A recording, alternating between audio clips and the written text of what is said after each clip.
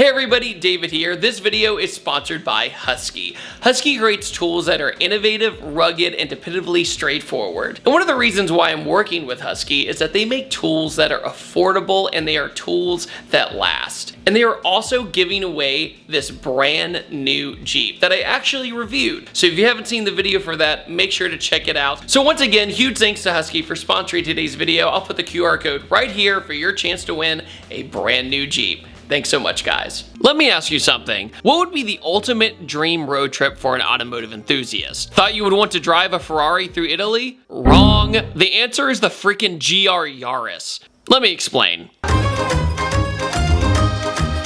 So it was time to go on a road trip. So we decided to scale most of Italy. Most of my peers chose exotic cars, and I had a much more strategic idea. The GR Corolla is an amazing car in the United States. But Europe has the GR Yaris, and I was dying to drive one. This small compact car that I just couldn't get my hands on. After emailing back and forth, Toyota was kind enough to lend me one on my adventure. So huge thanks to Toyota and their efforts to get me the GR Yaris for this trip. I couldn't have done it without them. So a little bit of context. With lots of seat time in the GR Corolla, I was stoked. But being in a convoy of exotic cars with a Yaris had people asking questions. Why on earth would you choose this, say, over renting a supercar? Very quickly, I found out why the GR Yaris is so useful in Europe. It's small. Everyone has to take like 8-point turns to get out of this garage. Meanwhile, we're doing it the real Italian way, but with a Japanese car. Okay, so first day in the GR Yaris. First impression is really good, but I think we might be a little out of our league. We have a Ferrari 488 in front of us, Porsche 911, a Maserati MC20 behind us, and a Huracan. But honestly, I think I'm gonna have the most fun out of literally everybody, and I think Alejandro can agree that we're gonna have the most fun out of everybody. Also, driving through the city, like Rome or Florence or stuff like that, we have the best car for that as well. It just shows that having a really big car in these downtown areas is just really impractical. While the GR Yaris gives that really fun performance feeling with the 3-cylinder turbo and the 6-speed manual, but at the same time, being able to park, being able to navigate these tiny streets without having, without having to worry about your mirrors clipping things and stuff like that. It's just so funny how of the entire group, we have the smallest car, but I think it's still my favorite car. In the streets of Italy, you don't want to be in something big. So I quickly realized that navigating the streets of Italy was going to be a ton easier than everybody else in our group. We had the opportunity to go to Pagani, thanks to my friend Rob Ferretti and his company Adventure Drives. So like a logical human being, we took a Toyota GR Yaris to one of the most prestigious exotic companies in the world. Just the entire shell of a Zonda R sitting with no straps or anything bolting it down. Right here, full carbon.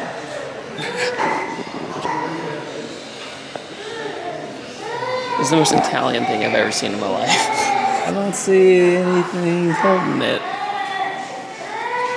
I mean, sure, maybe we felt a little out of place. The Yaris was so low-key that not many people asked about it. I mean, how can I not want to brag about my sick 3-cylinder turbo, but they were too busy looking at beautiful carbon fiber being made? I mean, obviously these two performance cars are in the same price segment, right? The first impression of this car is that it's insanely nimble.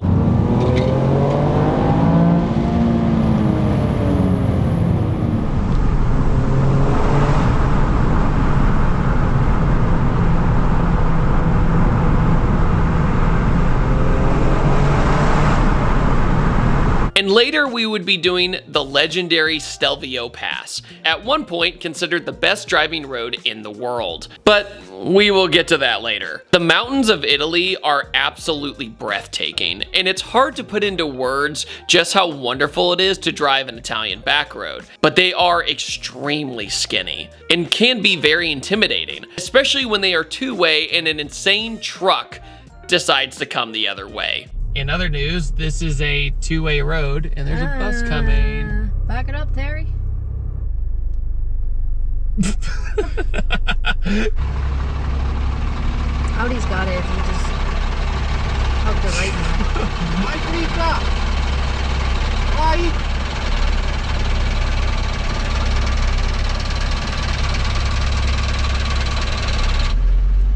Ooh. And that, ladies and gents, is why you need a GR Yaris in Europe. Once we were in the clear, we could finally really enjoy the GR Yaris. And the 3-cylinder turbo is nothing to sleep at.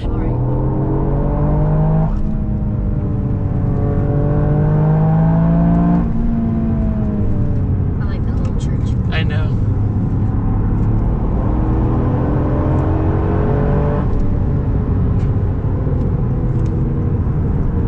Your Red Bull cans are rattling. I know.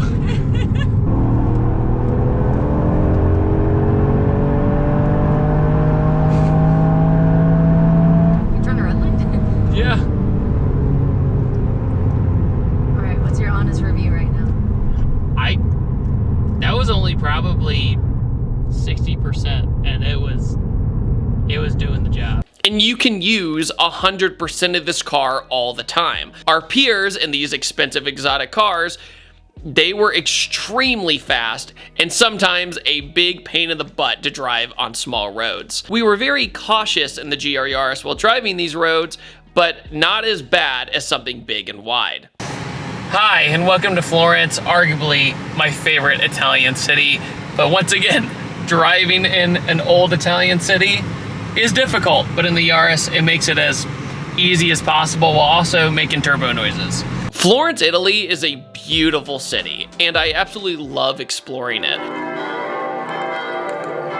And we even went on a merry-go-round. It was a ton of fun. So it was time to drive the legendary Stelvio Pass. Is it as good as everybody talks about over these years? I hate to break it to you, but it's crowded and full of bicyclists.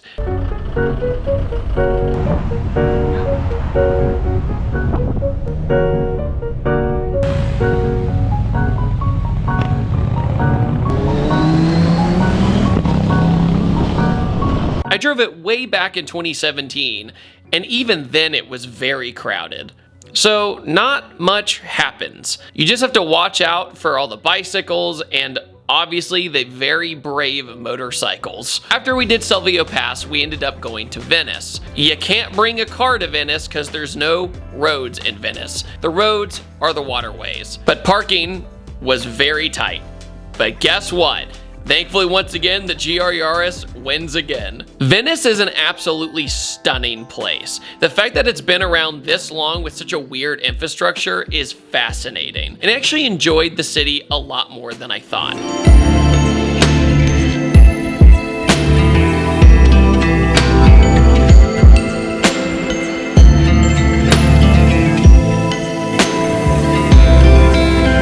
So is the GR Yaris the perfect performance car for Europe and especially Italy? Yes. This Japanese compact car could not be a better fit for one of the most fun places to drive in the world, but also taking away the cautiousness of a big car. It's fun, accessible, 6-speed manual, and everything you'd ever want when driving the streets of Italy.